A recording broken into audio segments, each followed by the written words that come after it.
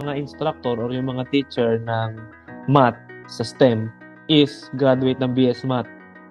So, approach nila ng mathematics is approach ng pang BS Math. Kasi iba yung approach natin ng mathematics eh. Although parehas calculus yan, o parehas analytic geometry, solid integration, yung atake ng mga BS Math graduates na teacher kumpara sa engineering graduate na teacher is magkaiba.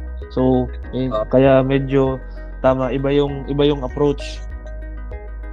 Ang nangyari po, engineer, pag na-interview namin yung mga estudyante, nakataka kami bakit hindi nila alam yung mga fraction engineer, hindi nila alam.